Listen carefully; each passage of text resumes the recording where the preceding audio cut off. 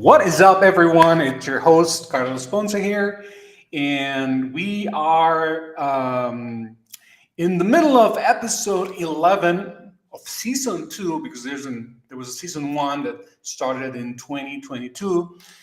This is episode 11 of season 2 of Advancio Talks, and we're live. And today we've got Kimberly Whiffling. She is the Silicon Valley Alliance's co-founder with us today, and I will let her introduce herself in a minute. So, if you are just discovering us, welcome to the show. But if you've been here since the beginning, well, you know what we are about. Advancio Talks is where we sit down with the people actually building the future of business and technology. Not just talking about it, but doing it. You know, CTOs, founders, the folks making decisions that matter. So whether you're drinking coffee, commuting, or just curious about what's actually happening in the world of biz and tech, stick around. Kimberly's got stories and insights you won't hear anywhere else. So let's jump in. Kimberly, welcome to the show. Thank you, Carlos. It's great to be here. Appreciate you. It's my pleasure. Now it's our pleasure, as a matter of fact. So, Kimberly, let's start. Before we do anything else, you are the star of the show today. So let's start with you. Tell us a little bit about you. Who is Kimberly Whiffling? Tell us about your journey. Anything you want to say about yourself for the audience? I'd like to tell a little bit about my life journey. I started off growing up in the rural Western Pennsylvania, running around in the woods like a wild animal. My dad was a welder. My two younger brothers became welders. If I was a boy, hey, I would have become a welder. But since I was a girl, no, I wasn't going to get, into welding. So I left home the day I turned 18. I joined the U.S. Air Force. So I wanted to be a scientist and I needed money for college. And, my dad didn't have money to send me to college. So I joined the Air Force. I repaired electronics on airplanes. One of them almost crashed into me one day on the way to work. Then I got into college, went 4 years undergraduate, bachelor's degree in physics and chemistry, master's in physics. And then I got a job at Hewlett Packard, 10 years, 7 jobs, 3 different locations doing engineering. Look at me. I'm an engineering girl with a physics background. And then I said, oh, this job security is so boring at HP.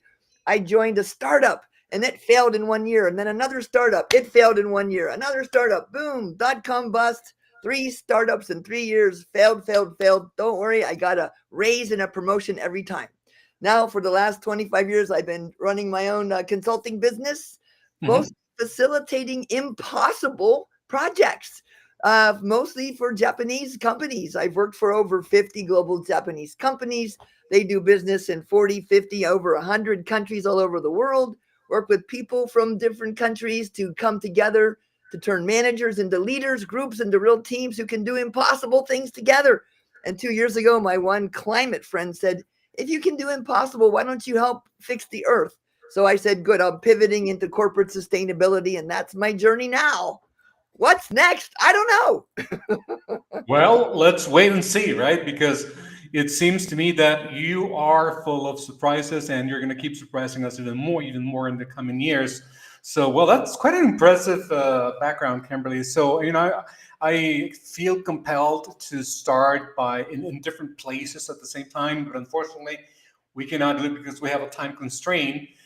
But before we jump into the topic of today's conversation, tell us a little bit about you are currently Silicon Valley Alliance's co-founder. So, would you mind sharing with us just a little bit briefly? What is the Silicon Valley Alliances? Well, I was for many years working through an incredible agent in Tokyo that connected me with 50 different Japanese companies. And I met all these amazing people, co-facilitators and assistants. And we loved working together so much. When that agent disappeared from my professional life, we decided we'd all bound together, and we made this website and called ourselves Silicon Valley Alliances, and it's people in the US, Europe, Asia, and Australia who have worked together, and we continue to co-conspire with each other. We all have our own real businesses, but together we are more powerful, stronger, and more incredible than any one of us could be alone. For example, next week I will be working in Frankfurt, Germany with 4 others of my Silicon Valley Alliances colleagues. And I'm so excited to be doing that. Working as a team, we can do much more than we ever could alone. Wow. Frankfurt, huh? Yeah. That's great. You do travel and you do get around. So congratulations on that, Kimberly. Okay, well, today we are going to be covering a very interesting, a very broad and in my opinion, a very intriguing topic because we're going to be shocking. It's going to be shocking because we're going to be talking about shocking business transformation. So from startups, chaos to global scale success. So where do we start, Kimberly? I like to start by asking you a few things. Can I just mention something, Carlos? The Yeah, reason please, we by all talk means. about shock is because people would call, I do workshops, facilitating workshops, and sometimes they would call it training. And I'm like, I don't do training. Training doesn't work. I Uh-huh. do workshop learning labs that transform things and then be like, look, get you out of your comfort zone, not in the danger zone. And so that's why we started to talk about workshops. Wow, word shocks. If Kimberly, if you haven't trademarked it, I Oh, will. I will. go ahead. You go ahead. No, just kidding. All right. So, okay, here's the first question I have for you is you mentioned I read your information and you mentioned that many business problems are human problems that don't require rocket science. Yet, why do brilliant tech companies keep making the same mistakes over and over again? That's a great question. Yeah, for many years, I also, as a technology person, physics and chemistry and all that engineering, I did not understand the importance or the value of the human skills. It's what the engineering people I know call touchy feely crap, or soft skills. And Yeah. what happens is that we don't get any education on how to communicate with people, teams, leadership, any of that stuff. At least I was in college for 7 years. I had one class on communication, and in that class, I asked the professor, "How can I make people not talk to me?" So, coming from a background of being this kind of shy kid, technical, scientific engineering person, I didn't have those skills, and it is hard to develop sometimes. Now, why don't good, smart, intelligent, well educated people adopt these skills, which are proven to be the biggest causes of failure? Because smart people prefer complicated solutions. Hmm. Also, negative people appear smarter, and also people who are really, really brilliant quite often are introverted and they really don't want to do these things. But if you look at the data that I find so compelling came from a MIT Sloan business management study. They studied 70 global business teams, and they found by their own team's report, over 80% of them failed to achieve their team project goals, Hmm. and one third of the team said our team is unsuccessful. Now, the top cause was they did not have trust. Hmm.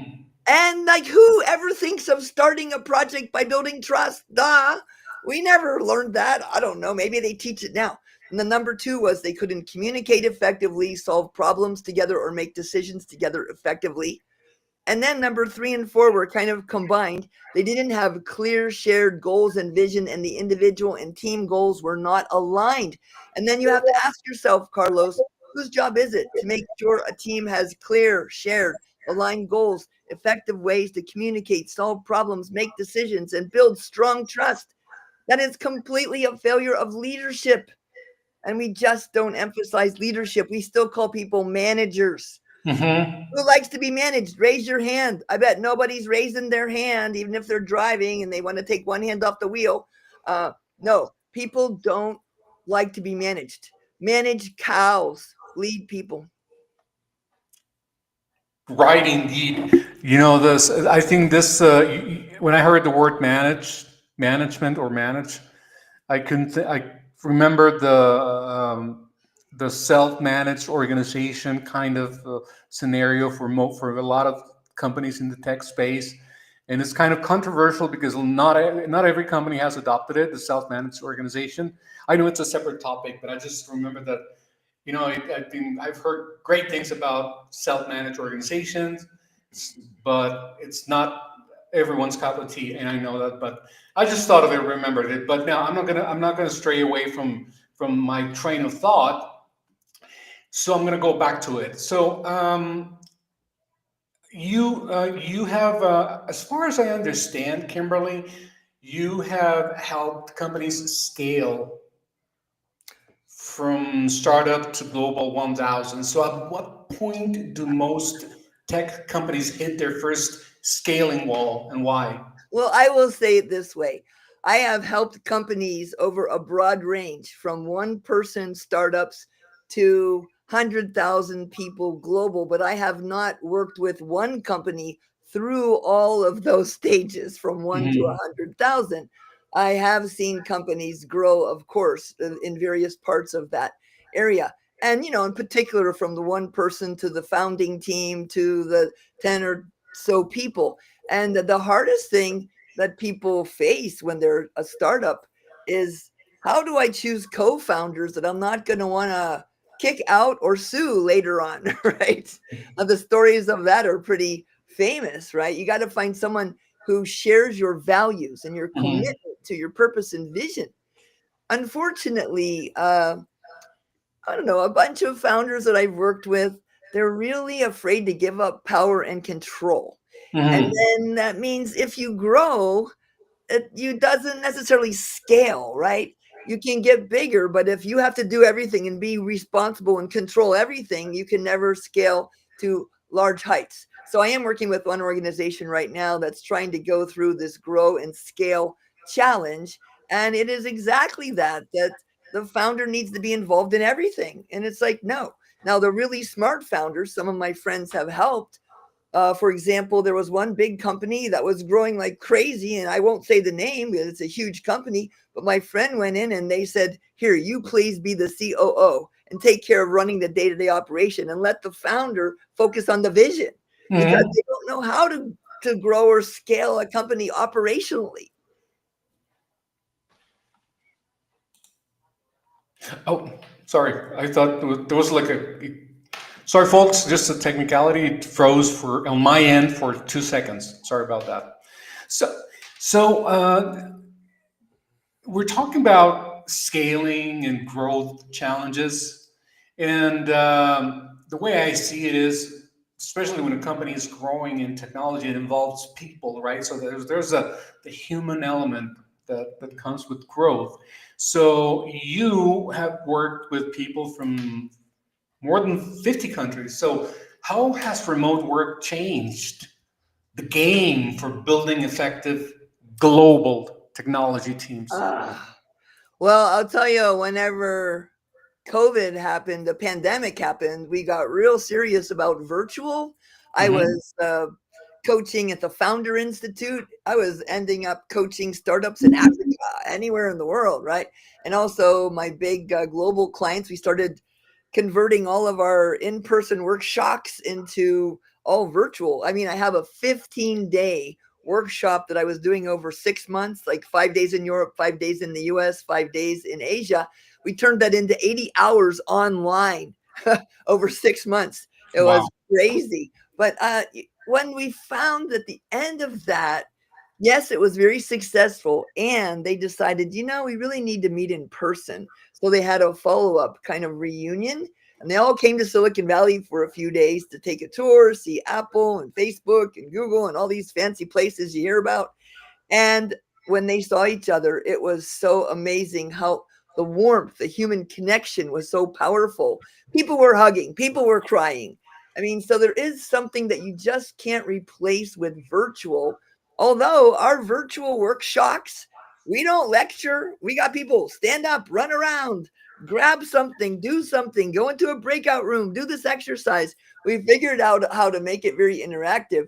It's still, though, lacking some of the human connection that it's so critical. Like if you spend 20 seconds looking at someone in the eyes, online it's okay, but in person it's like, ooh, Hmm. it's really intimate. So Yeah. there's a lot you can do virtually, and it does make possible some impossible things as far as team formation and working together. I just don't think it's a substitute for in person. So I like the hybrid approach where you Mhm. have in person and then you can do virtual and then in person again and reconnect. Yeah. Yeah, I was lucky enough to collaborate with with a training company from the UK, and that's what they did. That's what their approach was, hybrid, like sometimes virtual, sometimes in person.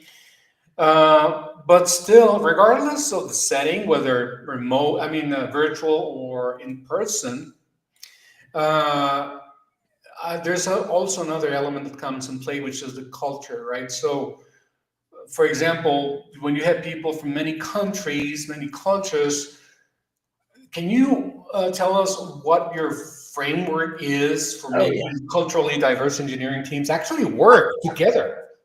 Yeah. Well, when you have a session of any kind, whether you call it a meeting or a workshop or workshop or whatever you call it, the first thing I like to do is start with a brain opening exercise or an icebreaker. Ideally, one of the participants brings that icebreaker brain opening activity. We say, hey, you're the special day person. When we have our meeting, please come Mhm. ready to facilitate some 2, 3, 5, 7 minute thing that will bring people together and support our purpose. And Mhm. this kind of what you were talking about, the distributed self managing organizations, this is an example of shared power, shared control. It's like, yeah, I'm the leader and I can share power, share control with other people. So this participant is going to do the icebreaker. And they're also going to choose how long the breaks are and help in other ways. And Mhm. that's the first part. And then it's like, let's do a check in. And one of the check ins is like, how are you really? Right? Don't just say good and you good, fine. No. So you get people into smaller groups and have them say, what's going on for you? What's been happening? Tell me how you're feeling really. What do you need? What's not working in your life? Right. And so you Mhm. get people to connect on a human level. Again, in the olden days when my dad was going to work, they said, oh, leave your personal life at home. No, that's just not possible. You bring your whole person to the job, and engineers and technical people in particular are not used to talking about things like this. And it's important that they do. So, one of my buddies, Patrick Cowden, he created this wonderful question: how are you feeling really? And then you can sit there and really connect. So, after you do the icebreaker brain opener, you do a little check in and get human connection. Then it's like, okay, why are we here? What's the purpose? If you don't have a purpose, why are we wasting our time? Just another meeting where we agree to meet again? No. So have the purpose clear and then have an agenda, facilitate it in an interactive, engaging, dynamic way that does not allow people to secretly be checking their phones or email. And Yeah. then the wrap up is so important too. At the end, it's like, okay, so what? Now what? What is your commitment? What will we do as a result of this if we were absolutely committed to achieving the goals of this session? And then have a closing exciting picture where we might put things like this up. Okay, let's remember it. Absolutely. The when you mentioned the meeting after meeting for a meeting before a meeting, I thought of the term meaning. I'm just trying to key a word to coin a word, meningitis, probably. I don't Ah, meningitis. Oh yeah. I know some people say I prefer vegetarian meetings, meat less. exactly. There you have it. So, all right. So let's see. So that's your framework, and and I also believe that I understand that you specialize in cross-cultural teams, right? Yeah, that's right. So how do you handle that? Like, for example, when it comes to the actual work to be done, how do you handle the clash between Silicon Valley, the move fast and break things culture, and the more methodical international approaches, like I don't know, maybe in Germany or Japan or some other Yeah. places that might be different? How do you handle that? Yeah, that's really a great question. Well, first of all, I get people to speak global English. It's slower, it's more clear, simple words, short sentences, and more actions than normal, more tone of voice, because a lot of times people are just pretending to understand each other. And I'd like to tell them, I don't talk like this at home. I'm doing it so you can easily understand me. So everybody needs to speak global English, not American English or British English or all this stuff. That's critical, because if we pretend to understand each other, we are pretending to work together. And then I do a little exercise with some lemons. I give everyone a lemon and I ask, what are the characteristics of the lemon? And Use they a say, lemon, like an actual actual lemon? lemon. Yes, I say. And then we write down, oh, a lemon, it's yellow, it's oval, it's citrus, it's sour, it's got rough edges, it has a bump on the end, blah, blah, blah. So then I ask people to name their lemon and tell the lemon's life story and how this little bump and this bruise and this little thing happened on their lemon. And after they explain it to a partner, I take all their lemons back. And then I put them in a little bag and I throw them on the floor and I say, find your lemon. And they find that lemon and they don't find it because it was yellow, oval, citrus. They find it because of the unique individual characteristics of that lemon. And then we do the same for them as a human. It's called a life journey line. And we draw a diagram of their life, starting at birth, happiness versus time. And we put it all on the wall together and they look at it. And then these, say, 50 people from 15 different countries look at it and say, oh my gosh, we have so much in common. And that is where we focus, Carlos. What do we share? What is in common? You know, the Hawaiian Islands above the ocean look like they're separate, but underneath, way down, down near the bottom of the ocean, they're all connected. And that is the common ground of human beingness that we also focus on when we bring people together across different countries. Yes, Mhm. they do things different ways, but even in the same country, I ask people, raise your hand if you ever have conflict with your partner who has the same language, same culture, same background as you. Oh, yes, it's not because of culture. It's because of human beings have these challenges. And we need to say, what is the benefit of this approach, the Japanese way, the German way, the US way? And when are these approaches valuable? And when can we benefit from a different approach? That's what we look for, the celebrating the differences and using them at the right time for the greater good to achieve that shared purpose beyond profit, that mission that matters. Sorry, long answer, but it's complicated. Indeed. This is incredibly interesting. So that leads me to the next question because I cannot think of talking or discussing culturally diverse teams and product and things like that without the actual leadership of the organization, which is key in order to be successful. So my question to you is, and I know that I might be probably stepping on a couple of toes here and there who might be listening, but I'm still going to ask the questions. I'm not going to hold myself back. So, what is the most dangerous leadership blind spot you see in fast growing tech companies? Oh, well, I think it's true just in general of any leadership position, people with power. You know, Dr. Robert Sutton at Stanford University studied very carefully this thing called power poisoning. And he wrote lots of books about things like this. He wrote The No Asshole Rule, The Asshole Survival Guide, Good Boss, Bad Boss, right? And that book actually references my Scrappy Project Management book. And what happens is when you get more and more power or control, like if you're a founder or you're the CEO or you're the top leader of some organization of any size, there is a danger there. The first thing that happens is people give you more positive feedback. Oh Mhm. yes, kissing your butt, right? And the next thing is you have less impulse control. So you get mad, you blurt out and you burst out in anger at your people. And they're like, ooh, but they're afraid to combat you because you're the powerful leader.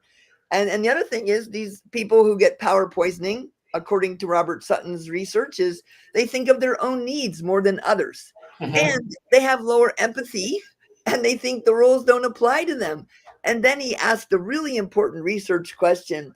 Do we just promote these jerks or does power change people? And it Mm-hmm. turns out power does change people. So if you are a startup founder and you're focusing on control and your power, that's so dangerous. You need to go to a couple of your really close friends and advisors and mentors and say, if I start acting like this, call me on it. Uh-huh. Do not let me behave like this and put our whole organization at risk because we are all subject to this power poisoning. Yeah, yet, and this I've seen in the past, I've witnessed it.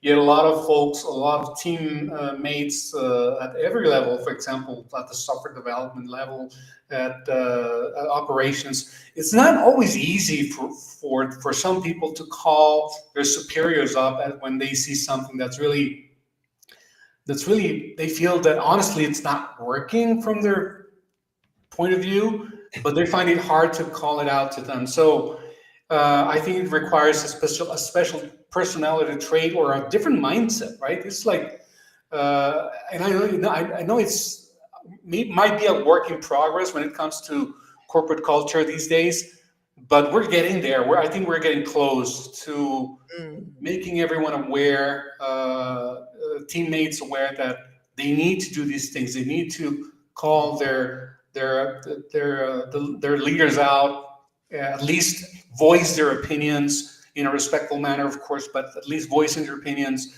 Because at the end of the day, it's all about teamwork, and if the team doesn't work, no matter how good a leader could be, it's just not going to Well, be. It's not going to end well, right? well, it's so important to create an organizational culture that weaves feedback into the culture. You're absolutely right. You Right. can start with the leaders asking for feedback. I have got something called the feedback starfish. In the middle, the leader, top leader comes in and says, "Hey, here's the kind of leader I'm committed to being for you all."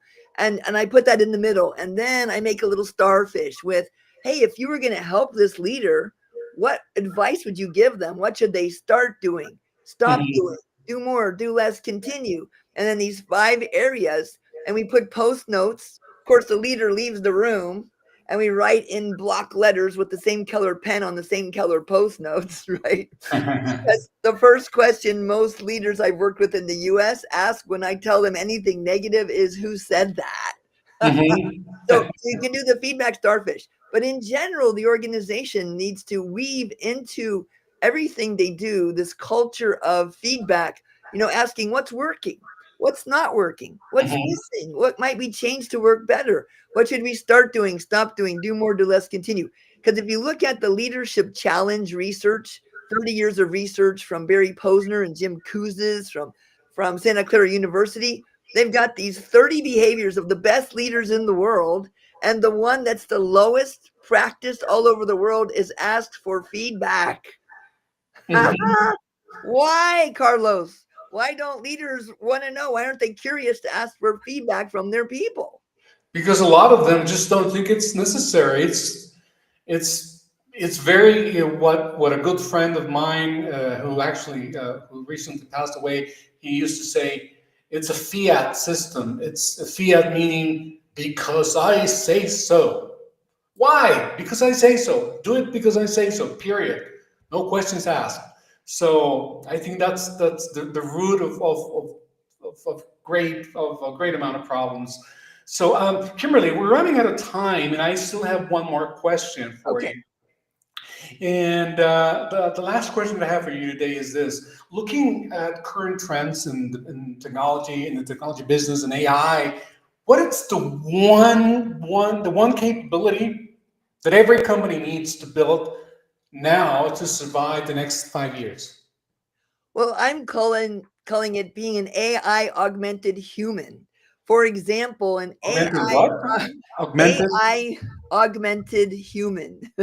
Oh, AI augmented Right. human. So here you are, you're a human, you're a professional, say you're a leader, and you're okay, you're great, you're smart, and you can be smarter if you know how to use this coach in your pocket called AI. If you could just stop, think, organize, and plan before you jump into action. If you Mhm. can just ask your little chat bot, hey, I'm feeling a little bit hesitant about this one project. Help me understand how I might feel more confident and how I might develop my leadership more effectively. Or if you ask it, hey, I'm having trouble with Carlos. He's driving me crazy. Help me figure out, assuming positive intent, how we can work together more effectively. Or, oh, my team, it just doesn't seem to be able to get things done. Ask some questions. It's definitely a coach in your pocket. It's a mentor, and you can ask it things you would never have the guts to ask your direct manager, right? Exactly. There you have it, folks. So, Kimberly, it's been great to have you on the show. And before I encourage you to share some final words of wisdom with the audience, how can people, whoever's interested in your work, your background, and how to get a hold of you, how to reach out, how can people do it? It's pretty easy. Kimberly Weefling. I'm the only one on planet Earth. If you search for me on Google search Kimberly Weefling, rubber chicken, you'll certainly find me. Lots of pictures. And my websites that you see scrolling below, they have my phone number, my email information. Feel free to reach out. I do live in Silicon Valley, California. My specialty is helping teams achieve what seems impossible and making it merely difficult and eventually inevitable. I've got proof that that works. And I have a methodology that has been proven over decades to help make impossible inevitable. So I really look forward to talking with anybody who would like to do impossible. In particular, my focus now is why don't I help save the planet? So I'm focusing more and more on corporate sustainability so that we Mhm. can make being a sustainable corporation more profitable, more successful, financially Right. sustainable as well. Exactly. There you have it. How about Silicon Valley, the Silicon Valley Alliances? How can people get more information on the So organization? SiliconValleyAlliances.com. There's the whole website about that and It's about right there down below. Is it down below, yeah, right? there it is. And 24 of my wonderful friends and colleagues all over the planet reach out to us. We have people in the US, Europe, Asia, Australia, and they are world class. And we all share a commitment to making sure we focus on what our clients need and help them, not writing fancy reports like these big, consulting firms. No, we come in and help you actually get it done. Great. That's great to hear, Kimberly. So, just one more thing before we go. I understand when we were doing the prep off the air that you have a separate website for your consulting practice, your consulting company. Yeah, I have weefling.com. It tells about my business and some of my past clients. And KimberlyWeefling.com, which is really cool because it has a Kimberly digital twin. Okay. And if you want to know what would Kimberly say about a certain thing, you can go and ask it, but be careful because she swears. I tried 4 different times to get a digital twin that would reflect who I really am. And I finally got one who would actually say the F word. Yeah. Yeah. I swear too, but I put myself on mute when I do that. So, Oh, good idea. I think it has a little asterisk in the F word when it does yeah. respond.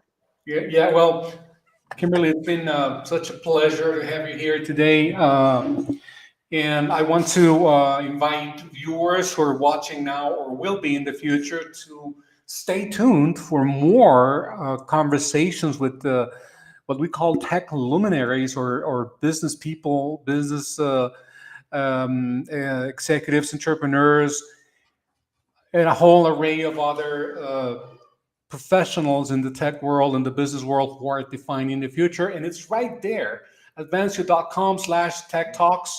So just bookmark it and just keep an eye on what's coming. We're every Wednesday at 11 o'clock Mountain Standard Time. We are going to be surprising you with great conversations, just like the one we had today with Kimberly Whiffling. That being said, Kimberly, it was such a pleasure to have you here. What's that, a rooster? I have rubber chickens normally, but this time the rooster came, but the chicken's like, no, no, I want to be here. It's my brand, Carlos. I should have chosen more carefully. But yeah, chickens. Go That, figure. that is so cool because, I had I known that you had you were going to do the rubber chicken thing, I would have pulled out my puppets. I have some Yeah, puppets yes, right. Well, I call him a frequent fryer. But I use the chickens in all of my workshops. You are my kind of people, Kimberly. Thank you so much Thank for you so much. Yeah. So, okay, folks, it's been great. Kimberly, please stay with us as we go off the air. And the rest of you, see you next time right here, Wednesday, 11 o'clock next week on Advancio Talks. Until next time.